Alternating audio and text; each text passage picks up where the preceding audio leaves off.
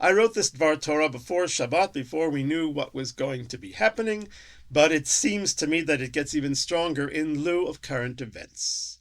The connection between this week's Torah reading and the holiday of Purim is very strong. For example, and I would like to focus on, the reading dealing with the clothing worn by the high priest and the other Kohanim, and the clothing in the story of Esther, which has a very great role.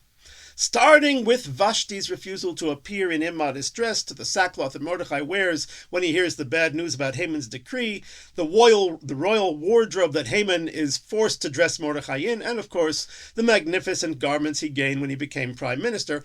All of these things point to the role of clothing in this story. Let's probe these connections between the Parsha and the story of Esther a little bit more by starting in the book of Genesis, and we may just discover some new insights into stories that we always knew. The rabbis ask a very strange question in the Talmud. They ask, where is Haman mentioned in the Torah? Haman mentioned in the Torah? The Torah was a millennium before Haman. So what do you mean, where is Haman mentioned in the Torah? And then they give an answer that seems quite superficial. They say, the word hamin in the phrase hamin ha'etz, have you eaten from the tree that I commanded you not to, which is what God said to Adam and Eve. That first word hamin is the same letters as Haman. Doesn't that sound a little bit superficial? The rabbis are not superficial. If they're pointing this out, they must be teaching us something deeper. What is it?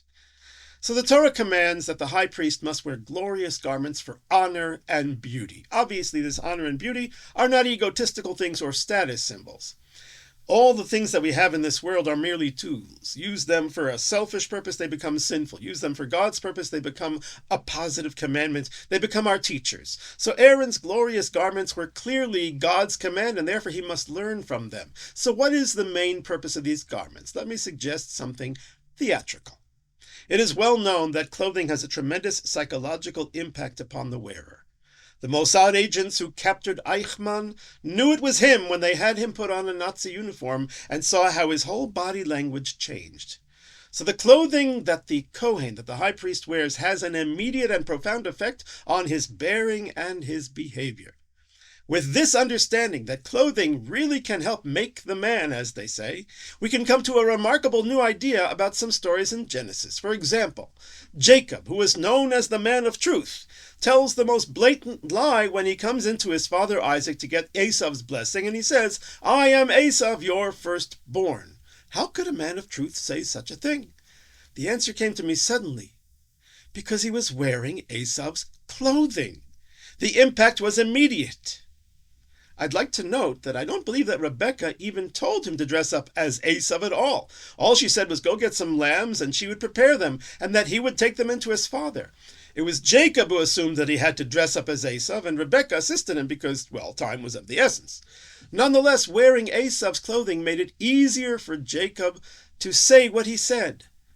And his lie was that the clothing he was wearing was actually him, and maybe a little it was. He was playing the character.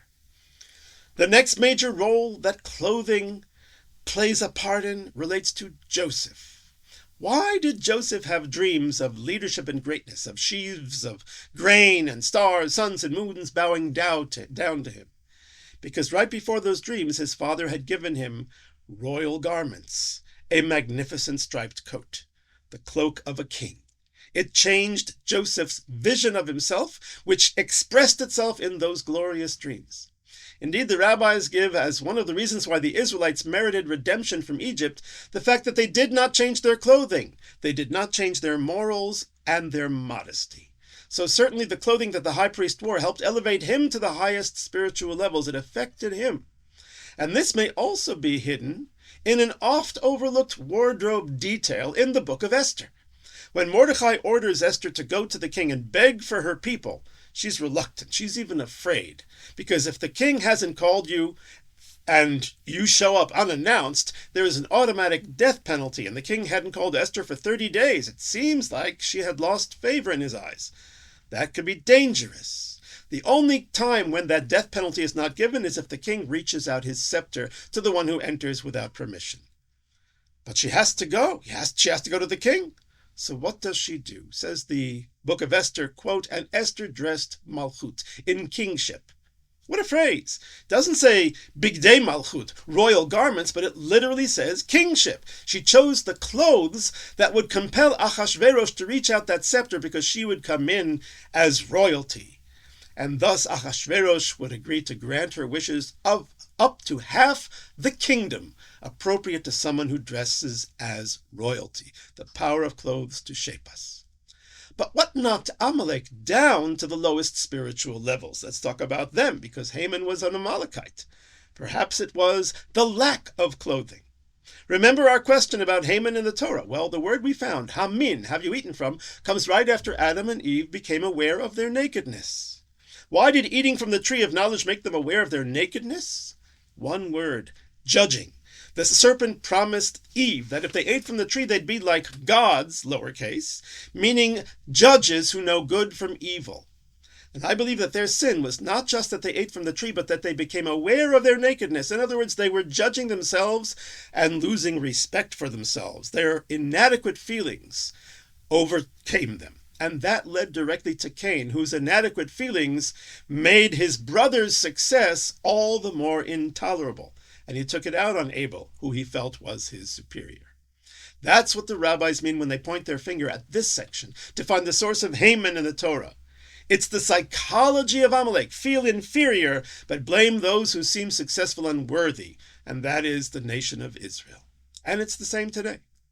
One more thought about clothing and Amalek. There's a cryptic story in the book of Numbers about the Canaanite king of Arad, who came in and attacked Israel and took hostages. Rashi claims that this really wasn't a Canaanite.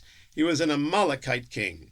But he wanted to fool the Israelites so that they would pray to be saved from Canaanites instead of Amalekites. Whatever. So what did he do? He ordered his people not to speak Amalekite, but to speak Canaanite. What didn't he do? Change the costumes. Was this king stupid?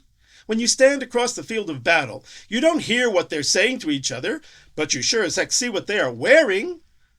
Why didn't he not have them dress up as Canaanites? The answer gives us further insight into the evil of Amalek, because language and clothing are symbolic. Language refers to the public message, what they say, the words they express. Garments refer to the deeds they do. Amalek knows very well that claiming to the world and to Israel that he hates them and wants to wipe them out is not a very effective message. Israel will certainly fight back with everything that they have. But if he talks like a Canaanite, meaning that he explains how we're indigenous, and what right do these European Jews have to come and dispossess us Canaanites from our land, and so forth, he might even get some Jews to feel a bit guilty, and weaken their resolve, and maybe even divide them.